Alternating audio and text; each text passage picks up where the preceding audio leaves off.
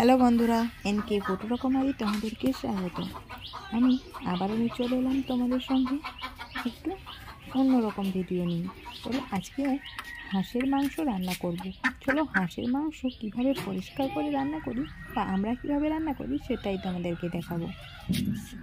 বিসমিল্লাহির রহমানির রহিম। এই দেখো, জবাই করা হয়ে গেল বিসমিল্লাহ বলে। জবাই করে নেওয়া হলো হাঁসটাকে প্রথমে। এবার হাঁসের পরগুলোকে ছাড়িয়ে নেওয়া হবে। দেখো কত টাটকা তাজা রক্ত, এগুলোকে পরিষ্কার করে নিয়ে দেখো হাঁসটাকে এবার নিয়ে চলে যাবে ছাড়ানোর জন্য। হাঁসটাকে পরিষ্কারভাবে এই হাঁসের পুরো লোমগুলোকে ছাড়িয়ে নিতে হবে। হাঁস খাওয়া নয়, হাঁসের ভোজকটা অনেক। হাঁসের ছাড়ানো, তার মধ্যে আবার তাতে ময়দা মাখিনি ছাড়ানো। দেখো ঠিক এরকমভাবে ছাড়িয়ে নিতে হবে পরিষ্কার করে। এরকমভাবে আমরা পরিষ্কার করে প্রথমে ছাড়িয়ে নিই হাঁসটাকে। প্রথমে হাঁসটাতে রাতে বেঁধে রাখতে হয়েছিল, বেঁধে রাখে ঠ্যারকাটাকে জবাই করে পরগুলোকে ছাড়িয়ে নিলাম। দেখো পরগুলো কত উড়ে বেড়াচ্ছে। পরগুলোকে পানি ছিটিয়ে দিলেই পরগুলো উড়ো বন্ধ হয়ে যাবে। দেখছো হাঁসটা পুরো ছাড়িয়ে নেওয়া হয়ে গেছে। এবার আমি নিয়ে নিয়েছি চালের আটা আর হলুদ, আর তার মধ্যে দিয়ে দেব অল্প সামান্য পানি। অল্প সামান্য পানি দিয়ে এটাকে মেখে নেব। তারপর হাঁসের গায়ে লাগিয়ে দেব। হাঁসের গায়ে লাগিয়ে দিলে হাঁসের পুরো লোমগুলো ভালোভাবে উঠে যাবে, আর কোনো লোম থাকবে না। এই আটাটার মধ্যে দিয়েই উঠে যাবে। এখানে কিন্তু আমি আতপ চালের গুঁড়ো নিয়েছি। ভালোভাবে মেখে নিচ্ছি। দেখছো মাখাটাটা কিন্তু খুব পাতলা নয় আর খুব টাইটও নয়, খুব মিডিয়াম টাইপের। এবার হাঁসটার গায়ে আমি লাগিয়ে দিচ্ছি। পুরো হাঁসটার গায়ে লাগিয়ে নেওয়া হয়ে গেলে এবার চুলার কাছে চলে যাব। একটা কিছু খের নিয়ে তার মধ্যে আগুন দিয়ে এটাকে ঝলসে নেব। প্রথমে ঝলসে নিচ্ছি, আর তার আগে বলে দিচ্ছি হাঁসটা কিন্তু ছাড়ানোর সময় আমি আঁতুড়িটাকে বের করে নিয়েছি। আঁতুড়িটাকে বের করে ফেলে দিয়েছি। এবার হাঁসটাকে ভালোভাবে ঝলসে নিয়ে এই লোমগুলো যাতে উঠে যায় আটাগুলোকে হাত দিয়ে কচলে কচলে ছাড়িয়ে দিতে হবে। দেখতে পাচ্ছ কত সুন্দর পরিষ্কার হয়ে যাচ্ছে। আমরা এরকমভাবেই হাঁস পরিষ্কার করি। দেখো কতটা সুন্দর পরিষ্কার হয়ে গেছে, কোনো জায়গায় নেই। আর এই যে এরকমভাবে কেটে নিয়ে আমরা আঁতুড়িগুলোকে বের করে নিয়েছি। আঁতুড়িগুলো আগে আমরা বের করে নিই, তারপর ঝলসাই। এবার হাঁসটাকে ভালোভাবে কেটে নেব পরিষ্কার মতোভাবে। যেগুলো নেওয়ার সেগুলো নিয়ে, যেগুলো ফেলে দেওয়ার সেগুলো ফেলে দিয়ে কেটে নেব। এখানে সব কিছুই কেটে আলাদা জায়গায় রেখে দিয়েছি। হাঁসটার মধ্যে ডিম ছিল অল্প সামান্য। দেখো হাঁসের মাংস পুরো লোম সব কিছু কেটে কুটে বাদ দিয়ে কতটা হয়েছে। হাঁসের গোশত খেতে ভালো, কিন্তু এর খাটনি মেলায় আর গোশত হয় খুবই কম।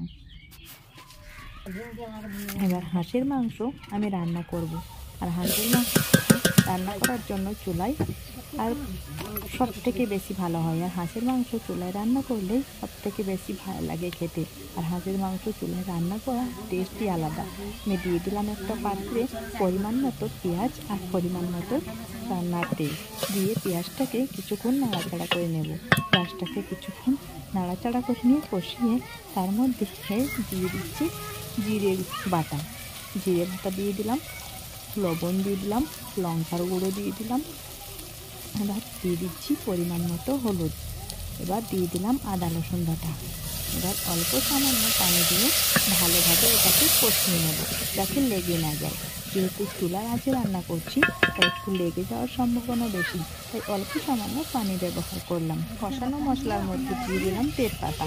তেজপাতা দিয়ে ভালোভাবে মশলাটাকে কষিয়ে নিচ্ছি। ভালোভাবে মশলাটা কষিয়ে নিলেও হবে। বা এই মশলার মধ্যেই দিয়ে দেবো আমি হাঁসের মাংসগুলোকে।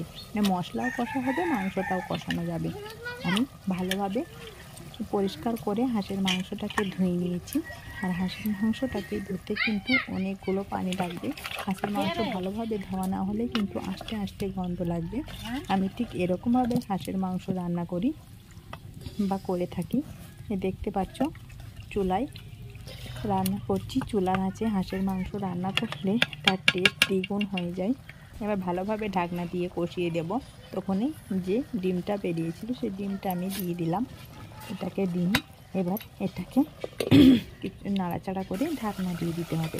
দেখো এবার আমার কষিয়ে নেওয়া হয়ে গেছে। দেখো কতটা তেল ছেড়ে দিয়েছে। এরকম যখন কষানো হবে তখন এটার মধ্যে পানি দিয়ে বা এখানে তোমরা টেস্ট করে দেখে নিতে পারো এটার মধ্যে লবণ ঝাল সব কিছু মশলা ঠিক আছে কিনা। যদি না থাকে এর মধ্যে আর একটু দিয়ে দিতে পারো।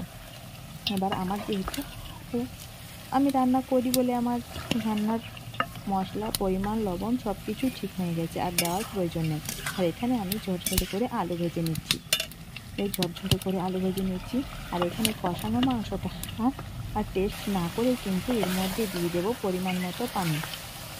পরিমাণ মতো পানি দিয়ে এটাকে আঁচে বসিয়ে সেদ্ধ করতে দেবো। হাঁসের মাংস কিন্তু খুবই শক্ত হয়, তাই হাঁসের মাংস ভাজার সময় বা কাটার সময় যেটা কষ্ট হয় সেটা সেদ্ধ করতে অনেকটা সময় লাগে।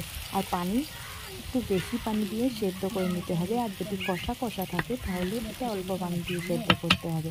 বেশি পানি দিয়ে এটাকে ঢাকনা দিয়ে বেশ কিছুক্ষণ ধরে এটাকে সেদ্ধ করে নিতে হবে। দেখো পানিটা আমি কতগুলো দিয়েছি, ঠিক এতটাই পানি দিয়ে এটাকে আঁচে বসিয়ে সেদ্ধ করে নিয়েছি। এই যে হাঁসের মাংস রান্না রেডি। এখানে গরম মশলা গুঁড়ো ছড়িয়ে দিলে কিন্তু একদম রেডি। চলো এবার পরিবেশন করে নিই। আমি এখানে সরু আতপ চেলে ভাত রান্না করে নিয়েছি আজকে, আর হাঁসের মাংস দিয়ে খাবো সেই লাগবে। দেখো তার সঙ্গে অল্প কিছু তরকারি করেছি, খুব বেশি আর করিনি। আর এই যে হাঁসের মাংস, আমি এরকমভাবে হাঁসের মাংস করে থাকি, কিন্তু বন্ধুরা তোমরা কি এরকমভাবে করো সেটাও আমাকে জানিও। আর এরকমভাবে তোমরাও একবার রান্না করে দেখো, দারুণ লাগবে। টাটা।